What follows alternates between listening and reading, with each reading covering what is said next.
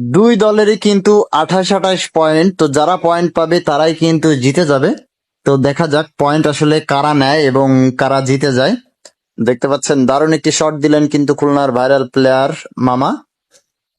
সাদা গুটি ব্যাচে চলে আসলো, তিনি ইজি ব্যাচ খেলার চেষ্টা করছেন, সুন্দর।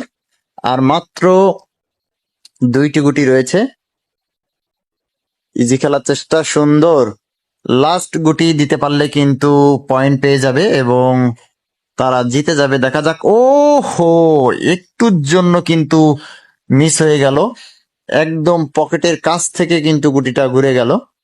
যাই হোক, নিজাম মাস্টার হাতে স্ট্রাইক, তিনি কি পারবেন পয়েন্ট নিতে? দেখতে পাচ্ছেন দারুণ একটি ব্যাচ খেললেন, চাবি দিয়ে কিন্তু কালো গুটি হাতে নেওয়ার চেষ্টা করছেন। সুন্দর একটি চাবি দিয়ে কিন্তু কালো গুটি হাতে নিয়ে নিলেন এবং গেম হয়ে গেল, জিতে গেল সজল ভাই এবং নিজাম মাস্টার।